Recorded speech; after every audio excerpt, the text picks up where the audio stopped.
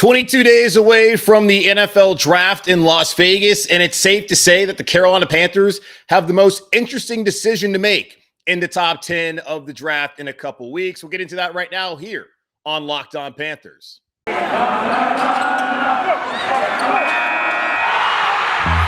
Locked On Panthers, your daily Carolina Panthers podcast. Part of the Locked On Podcast Network, your team every day.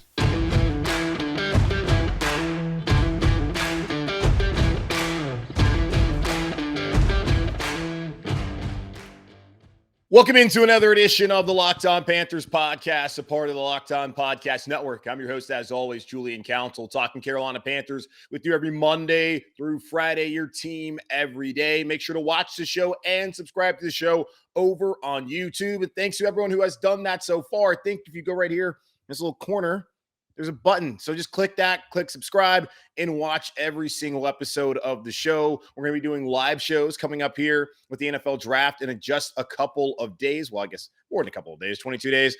We'll be doing a live show twice that night at 7 o'clock, and then later on when the Carolina Panthers are finally done in the first round after we see what they do. Do they stay at 6? Do they trade back? I don't know. We're going to find out very shortly here in the next couple of weeks. So we'll talk about that here on Locked On Panthers when the time comes. Also be sure to listen to the show on all of your favorite podcasting platforms. Rate, review, subscribe on Apple Podcasts. Check us out on Spotify, Google Podcasts, Odyssey, Stitcher. We're everywhere. We are on every single one of them. So thanks to everyone who listens there. And thanks to everyone who follows me on Twitter, where every single Friday, if you want to participate with the show, you can by submitting a question for the weekly Friday mailbag. So either at me at Julian Council or DM me at Julian Council. You can also leave a comment from any of the shows on YouTube from that week, and I'll get to your questions every single Friday. And I'm sure there's plenty of questions when it comes to what the Carolina Panthers are going to do with the 6th overall pick in the draft in a couple weeks. I still have no clue, 22 days out, what they're going to do, which makes Carolina Panthers decision at 6 the most interesting decision in probably the entire NFL draft. Like round 4, 5, 6, 7, are we really all that intrigued by the decisions that the team makes? I know that there's some fans out there that talk about, oh, well, they took a long snapper at 6. Why would you do that? It's okay, well, whatever. We're more interested in what happens in the first round because those are the guys thought to be the franchise changers. And I do understand that the middle of the draft is where you can find guys who can end up being really good players for you down the road. There's plenty of players out there that are proven examples of being franchise players, Hall of Famers that were not drafted in the first round. That is where you really build your team.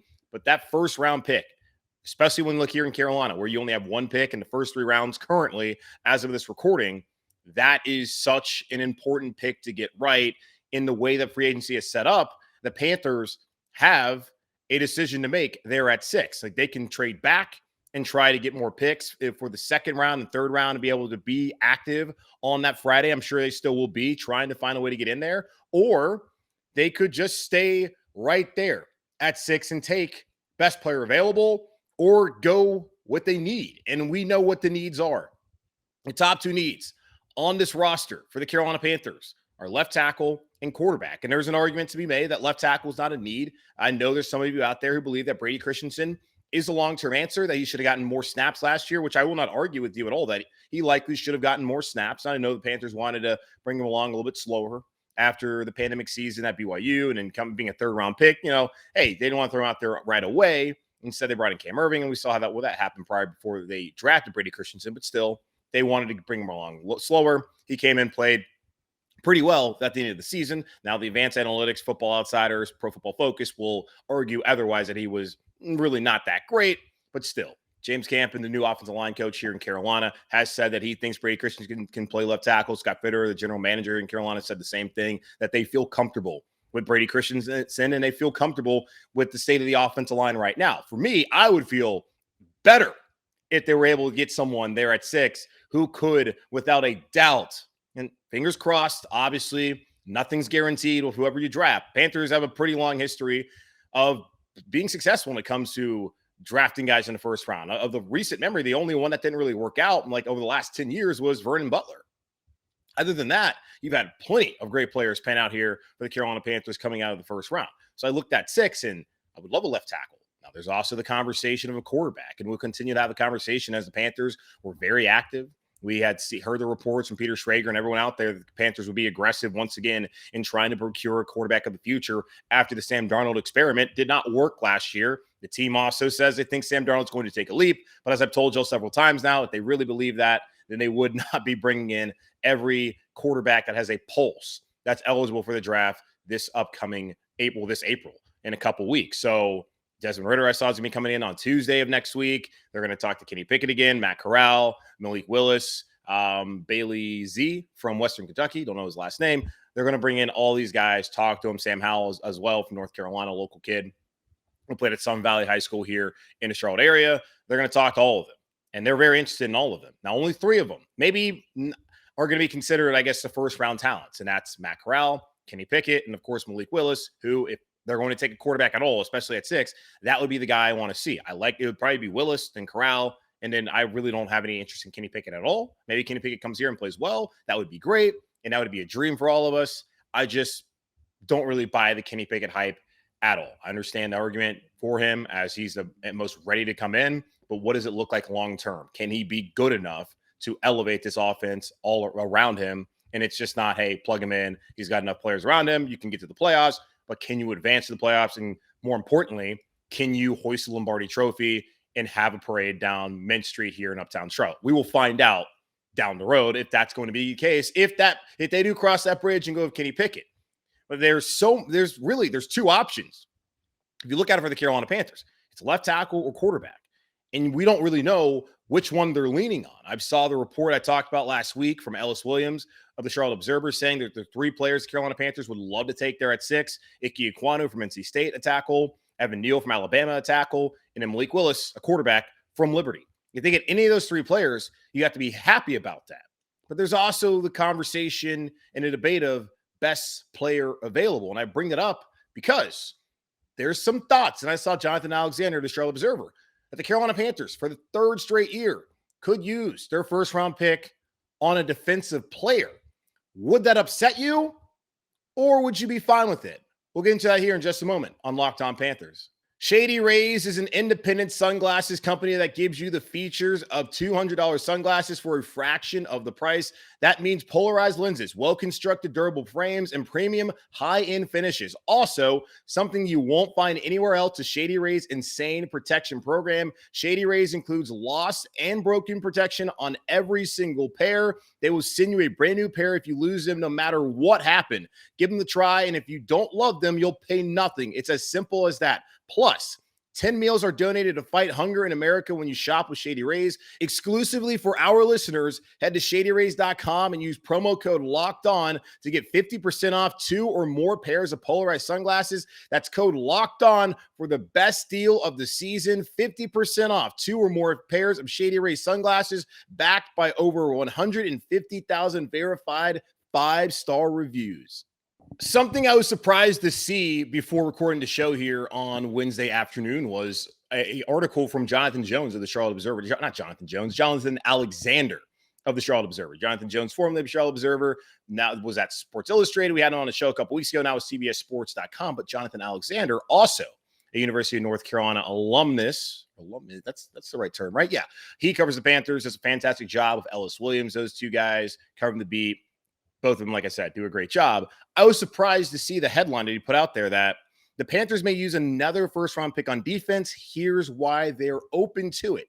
It surprised me because I thought we were sitting here thinking that offense would be the obvious pick. And that's not to say the Panthers aren't still feeling that way. And not necessarily have they ever said that, hey, it's got to be an offensive player there at 6. They always talk about best player available, which we're going to get into here in just a moment. But the consensus out there from everyone who is following this team, who does mock drafts, and I know there's been a select few, like I think Mel Kiper Jr., that said Travon Walker out of Georgia would make a lot of sense for the Panthers there at 6, and also because he said best player available. And there's been a Todd McShay, and I think also Daniel Jeremiah in his first mock draft. Now, these guys have done multiple mock drafts. It's a fairly useless exercise, especially in a couple weeks, and it changes, and you have no idea. Like any mock draft prior to free agency, it's kind of a waste of time. Now the ones that are going on, a little bit source information, make a little bit more sense. You can kind of follow along what they're saying. Sauce Gardner, that was something that they had suggested, but now that Dante Jackson's here and that you already drafted J.C. Horn and you traded for C.J. Henderson,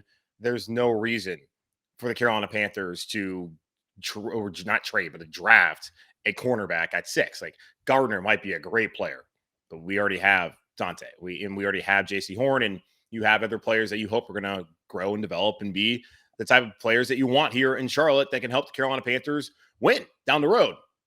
But defensively, do they need anyone else? Like you have your defensive cornerstones in JC Horn at cornerback. You can even throw Dante Jackson here for the next 3 years. You can also say the same thing about Jeremy Chin out in the secondary. Shaq Thompson there in the middle of defense at middle linebacker. Maybe Derek Brown at defensive tackle. Vitor Gross Matos. You've spent a lot of draft capital on these players, and you've signed some players or re-signed and committed to them in the long term here in Carolina.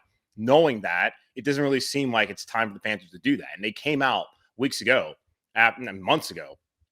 following the end of the season at exit interviews at Bank of America Stadium and talked about how we spent a lot of time building the defense. Now it's time to focus on the offense. And they've done that by signing Austin Corbett and bringing in Bradley Bozeman, by, I guess, re-signing Ian Thomas, even though we didn't love that, by re-signing or extending DJ Moore. All the things that they've done this past offseason have gone towards trying to fix the offense. Now, of course, they filled some of the holes defensively, signing Xavier Woods to be the starting safety opposite of Jeremy Chin, bringing in 2 different linebackers in Damian Wilson and also Corey Littleton, and what they've done on the defensive line by bringing in Matt Ioannidis. They have done things to help fill the holes that were vacated by players like Hassan Reddick and by players like, I guess you could even say Jermaine Carter Jr., who have left Carolina this past season, and Stephon Gilmore, who still remains unsigned by any team. Likely, we'll see if he comes back. Unlikely to come back here to Carolina, especially for a guy who, at his age, wants to be the number 1 corner. And as we saw last season, before JC Horn went down, he was a number 1 corner. Then Dante Jackson was opposite of him. And on draft night a year ago, they said that they brought in JC Horn to start opposite of Dante Jackson. Not to say that Stephon Gilmore wouldn't play a major role, but I don't know how much of a major role that really is available for him here in Carolina, just based off of what they've done to try and build a young core there defensively, and who they want to, I'm sure, give them the top opportunities to and invest in the long term. So all that to say, like defensively, they should be set. Like this should not really be a conversation, but according to Jonathan Alexander in an interview on the team website last week, which I imagine was probably with Darren Gant, this was the quote that, and we could always go pass rusher because Brian Burns is coming up. They're going to pick up the 5th-year option in a couple weeks here. They have until, I think, maybe the 1st of May. I have to double check when that deadline is. Scott Fitterer already said multiple times now that, yeah, that's something we're going to do, in exercising the 5th-year option of Brian Burns. And why not? He was a Pro Bowler last year. He's one of the team. I imagine he's going to be team captain this upcoming season. He's one of the leaders on this roster, not just defensively, but just overall in that locker room. Of the 53 guys that are going to be playing here in Carolina this upcoming season, like he is going to be one of the leader of all those men. So you want to do right by that guy. But the problem, though, is that edge rushers cost a lot of money. I don't know if Brian Burns is currently in the $23, $25 million per year range. I would not say that. Maybe he'll get there one day. That would be great for him. Would it be great for the Carolina Panthers? We'll see. The salary cap is going up, and he is very young. He's only 23 right now. And then going on with the quote, as far as Fitterer saying, and we could always use a pass rusher because Brian Burns is coming up. I mean, we'll do the 5th-year option, but if that money gets out of hand, it's better to have somebody ready to go in the hopper. And if you look at what's on this roster at the edge rusher position, you brought back Marquis Haynes, who has been a good situational, rotational pass rusher for the Panthers the last couple of years. And I was surprised to see him come back. Just reading out his tweet that day of the exit interviews, it looked like he was saying goodbye to Carolina. Instead, he's coming back to Carolina, I think in due part because Hassan Reddick went back home to play for the Philadelphia Eagles and got paid. Frankie Luvu was one of the surprises of last season. The thought was, when coming from the Jets, that he was just going to be a special teams ace, which he was, especially going back to that the block punt he had against the Vikings last year. And then he comes in defensively and gives you some really good snaps. And now the thought is from the Panthers, and Scott Fitterer said this, Matt Rhule's also echoed the same sentiment, that he can be a starter for the Panthers. And, well, you just look at who's on the roster right now. We'll see how the draft pans out. They're going to start him. Week 1, him and Haynes will get opportunities, and Gross Matos will now get opportunities. He won't be a stand-up edge rusher per se, but those guys can get the opportunities to fill Hassan Reddick's position. But if you could find somebody else who could play that position, you could feel maybe better about the long-term prospects of what happens there at edge rusher. You have Brian Burns, who you hopefully will re-sign, and that's a deal that this time next year I hope is done. as long as he performs the way that he played this past season. If he does that again, he's a Pro Bowler again, that price is only going to go up. But still, I don't see Brian Burns being someone who is not going to get a deal done here in Carolina. Things could obviously change. Dynamics in that relationship between him, his agent, and the team could always change. I just don't foresee there being really any contract issues down the road with Brian Burns. But it is smart on Fitterer's part to understand that there's so many different scenarios that could happen. There's different timelines that could appear, and we're not sure which one we're in. Like, yeah, you want Brian Burns to be here, but yeah, the money gets out of control and you already have someone that you drafted with the 6th pick this year, then, hey, well, maybe we can let you go and then continue to groom the guys that we have around and just, see how it plays out. I don't know if that's going to happen, though. He's going to be here this season. He's going to be here next season. And then after that, hopefully they've already taken care of Brian Burns and we're not having a situation where it does come down to that. Either way, like, would you be upset by that, though? Because for me, it's hard. If they go with an edge rusher instead of one of those stud left tackles, I'm going to be kind of upset about that, considering that I've been just literally banging the table for years. Just go get a left tackle. Please find someone in the first round. And now you're sitting there in top 10 with a tackle-rich draft, and you don't have another pick currently as of this recording until the 4th round. This is the opportunity to do it. This is the opportunity to get a young left tackle and who you have control of the contract. And with Brady Christensen, like, he's going to have to show, if he's going to be left tackle, he's got to show like right away, like this season, that he can be that guy, because he's not a first-round pick. He has 3 more years on his rookie deal, and he's also an older player. You can get a younger player, someone who's 22, who can come in and be there right away, day one starter. We can try and bring him along slowly, but you would hope that he could be a day one starter, and then you have that position, fingers crossed, solidify for the next 8 to 10 years. That's what I would want to see. And if they go with the defensive player instead of that, that would be kind of a tough pill to swallow. Same thing at quarterback, I think, for some people, less for me. I've stated multiple times that I don't think they necessarily have to take a quarterback now. You have to do it this year or next year. The most logical thing to do at this point, if you want to add to the quarterback room, would be taking someone there in the first round, whether it's at 6 or trading back. Trading back probably makes the most sense just from the actual cost standpoint of what those players are worth. Like Kenny Pickett, who's been mocked the Panthers. Same thing with Malik Willis. They might not actually be worth. And all the draft experts have said this. Plenty of people have said it. None of these guys are worth a top 10 pick. Doesn't mean it's not going to happen. It's very likely going to happen. I'm sitting here right now thinking 22 days away from the draft, on that draft night, that it's going to happen, that they will be taking a quarterback at 6. That's what I think is going to happen. Just hearing everything that Scott Fitterer said about how he feels about the offensive line, what Brady Christensen can potentially do at left tackle and having depth there with Cam Irving, I think that they're going to take a quarterback. And if they don't do that, I know a lot of y'all will be upset, especially if it's a defensive end, or a defensive player at all. If it's a left tackle, you can't be upset about that. Yeah, you can ask the questions like, okay, we had a left tackle, so okay, he'll be able to protect Sam Darnold. Or if they decide, hey, let's get Baker Mayfield or Jimmy Garoppolo, if that's something that they want to do down the road, if that price tag comes down and there's mutual interest from all those parties, then you have a better offensive line. You have someone to protect those guys who, especially Garoppolo, is often injured. And same thing with Sam Darnold, who's yet to play a full season and stay healthy in the National Football League. But also you're thinking, man, we don't have a quarterback. And if you don't have a quarterback, then what do you really have? Although the roster would be far more attractive if they wanted to be aggressive again next season to try and find a quarterback. Now, it also would lead to Matt Rhule not being here, which is something that y'all probably want to see anyway. So if it's not a left tackle, then okay, hopefully it's a quarterback. If it's not a quarterback, then hopefully it's a left tackle. If it's somebody else, like a defensive player, I can imagine there would be, maybe it's not picketing, but there'd be some pretty big upheaval from a lot of people here in Carolina Panthers Nation if the Panthers do decide to do that. I don't think you should be all that concerned about that. Maybe a little bit of smoke screen there from Scott Fitterer. Everyone in the NFL knows what they need. Left tackle, quarterback. That should be the pick there at 6. And if it's Ike Ekwonu, Evan Neal, Malik Willis, I think the Carolina Panthers are sitting there in good shape moving forward into the 2022 season, even if for then and now the quarterback position isn't necessarily answered for the immediate future, or the immediate, at least for this season, but for the future, might be in good hands. Speaking of the future, what is going on down in York County and Rock Hill with the Carolina Panthers HQ and all of the drama? Eric Spanberg of the Charlotte Business Journal has done a fantastic job covering that. Joe Bruno also of WSOC here, Channel 9, and Charlotte's done a great job of covering all that. We'll get into David Tepper versus Rock Hill next here on Locked On Panthers.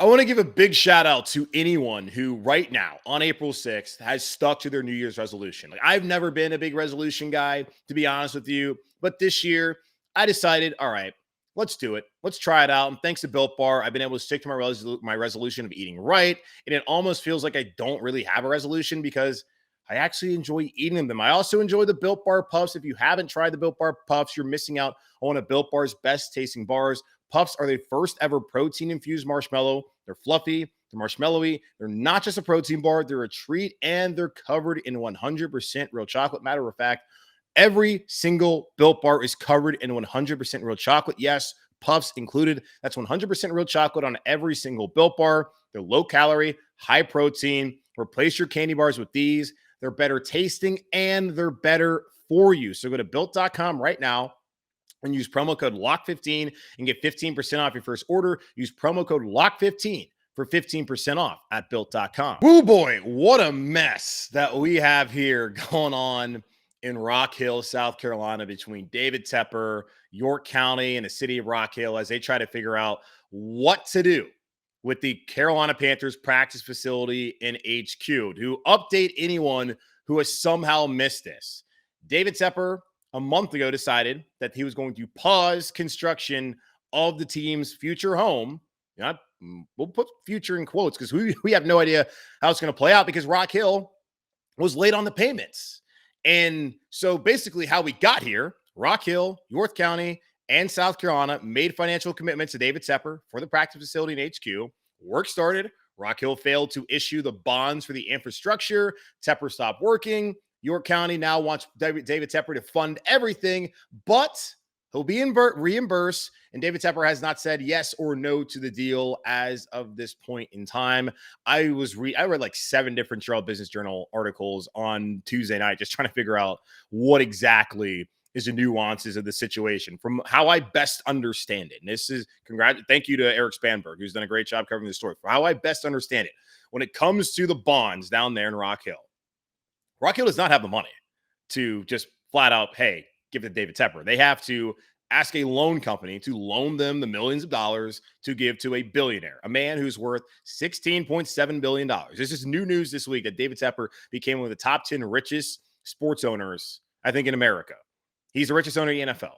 But $16.7 billion is what this man's worth. And Rock Hill is out here funneling millions of dollars for him to build a practice facility, HQ. There will also be some other public places like a park. There's going to be a shopping center. There will be places for people to live and all that. It sounds going to be a great project for Rock Hill and help revitalize. I mean, it's not revitalize. Rock Hill is a nice place to live as is, but help to build up the infrastructure of that area and in York County. So it'd be great. It would be really cool to see. They want to have it look like the Star in Dallas with Jerry Jones. And we'll get to him in a second, built out there in Arlington, and it looks awesome. And that would be really cool. Or maybe it's in Frisco, wherever the hell it is. Whatever. It'd be cool to have that down there. Just go check out. Now, I probably wouldn't spend a ton of time there outside of if I ever get to go down and cover practice and whatnot. But other than that, I wouldn't really venture out there very far. But it sounds great for the local area. So where are we going to go? Well, there's basically 3 options. A new deal between Rock Hill, York County, South Carolina, David Tepper will occur, or David Tepper accepts the current York County proposal to pay for everything, then be reimbursed, or C, David Tepper rejects York County's proposal and a lawsuit's filed and half-built structure remains. It's just not the best PR right now for David Tepper. As I see it, like Rock Hill made a commitment and is not able to fulfill that commitment, and that's an issue. Also, it's a commitment that they probably shouldn't have made because, again, David Tepper is worth $6.7 billion. Now, you stay rich like that by not spending your own money, which David Tepper doesn't want to do. I have also seen that by the end of the project, $2 billion of private funds would have been put into the overall project. So he's putting in a lot of money. He just wants some tax breaks. He also wants some other money because, hey, I'm going to build this for you and for my team, but I also want you to be able to come over here and enjoy it. Can have concerts at the facility. Going to use high school football games at the 5,000-seat stadium. Like, this is not just the Panthers' home. This is the home to all that love the Carolina Panthers and live in the surrounding area. That's how it's being presented. I call bull crap. Like, yes, you're going to do all that kind of stuff, but that does not mean that we should give you our money. Well, not my money, since I don't live in South Carolina or York County. Living here in Mecklenburg County, I'm sure eventually he's going to take my money to build a new stadium. And I would tell Charlotte City Council, and all the future people that want to run for it, take notes. Rock Hill, probably their own fault that they got in this mess in the first place by agreeing to a terrible deal for what's been proven multiple times by economists and plenty of people who cover this kind of stuff, that doing these private-public partnerships for these kind of things for sports teams is not smart. And it's fiscally irresponsible. In a city that apparently the city manager is worried about bankrupting the city, that's why they're getting a loan. Like, what are we doing here, Rock Hill, in York County? Why are you even getting yourself into this mess? And now we're kind of seeing how David Tepper is going to operate, although you can't really be mad at the guy based off they had an agreement. Now they didn't expect the pandemic to occur and all the other financial issues that have now happened. And now it costs a little bit more than they thought it was going to cost, because that happens all the freaking time. But I also asked last night, who could have foreseen Rock Hill not being able to afford this? And I'm not trying to like really pick on him, but come on. This is one of the things where like when David Tepper wanted to leave and go down to South Carolina and try and use that, I think, as leverage down the road that, hey, if Charlotte doesn't give me what I want, Mecklenburg County doesn't give me what I want, I'll go down there and build my own stadium. Like, go, by all means, go do that. You want to leave uptown Charlotte, go have your stadium out in the middle of, I don't know, some random plot of land like other teams have done. Go ahead, do that. But it doesn't really make the most sense to me. At least I don't think so. And I'm not really worried about him ever moving the team either, because where's he going to go? St. Louis told Stan Kroenke to shove it. He went down to LA, built his own stadium, which makes a lot more sense to spend $5 billion, whatever it was, build a stadium in LA than St. Louis. It's the Spanos family that now shares the same building there at SoFi Stadium in LA. San Diego told him to shove it. Like, where are they going to go? You going to put in another team in Chicago? I doubt that's going to work. Where are they going to go? So I'm not really concerned. And the NFL is not going to lose the Carolinas in the Charlotte market. With David Tepper, doesn't get what he wants, with all the commitments that he wants. Practice, and I'm sure the practice facility will get figured out. Rock Hill doesn't want this stain on themselves, and York County doesn't want the stain. Like, if they are not able to get this deal done, it's going to show other businesses across the country that might look at going down there and being in the Charlotte area to not want to do business with them because of how things have played out with David Tepper. I'm sure it'll all get worked out in the end. Tepper owns the land. Like, he's not just going to leave a half-built structure sitting there. They're going to build the HQ. It's just going to get a little bit further delayed. I don't know how this is all going to play out in the end. But as far as anyone out there who's concerned about what the future looks like, if he's ever going to move the team, where is he going to go? Like, the NFL, he's going to get to go to London. He's going to move the team to Germany. He's going to move down to Mexico City. I guess those are all options. But is the NFL really just going to try and get rid of the market that they have here? They're not Major League Baseball. Yeah, with Major League Baseball, you have a huge gap between Washington, D.C., and Atlanta. And there's been talk that it would make sense to have a team here in Charlotte. If we find a billionaire who wants to do it, then by all means, do whatever the hell you want. In the NFL market, they're not going to have a huge gap between Washington and Atlanta. Like, the Panthers, they're not going anywhere. And if that day ever happens, then, well, I guess I'll eat crow, but I'm not really worried about that day ever happening. Folks in Rock Hill, though, I feel for you. I know there's plenty of people out there probably hoping that this thing can work out and that, this can actually help their businesses in the future. It just is a head scratcher how cities continue to get themselves in this kind of mess while they're giving millions of dollars to people who have plenty of money to build it. But again, like I said earlier, that's why David Tepper is a billionaire, because he's a great businessman and he doesn't spend his own money when he doesn't have to. So I don't know. Kudos to him. Good Lord. All right. That's going to wrap it up here on this edition of the Locked On Panthers podcast. A part of the Locked On Podcast Network, hosted by yours truly, Julian Council. Again, make sure to watch the show and subscribe to the show over on YouTube. Thanks everyone who supported the show so far. Also, be sure to watch the show. Not watch the show. You can still watch the show. I don't know, but listen to the show on Apple Podcasts and on Spotify, Google Podcasts, and all the other podcasting platforms out there. Wherever you get your podcast, you can find the Locked On Panthers, and all of the shows are part of the Locked On Podcast Network. Make sure to make us your first listen every day. And be sure to follow me on Twitter at Julian Council, where every single Friday I answer your weekly Friday mailbag questions. So either at me at Julian Council, DM me at Julian Council, or leave a comment from any of the shows between Monday and Thursday over on the Locked On Panthers YouTube page. In the meantime, be safe, keep pounding, and I'll talk to you guys on Thursday.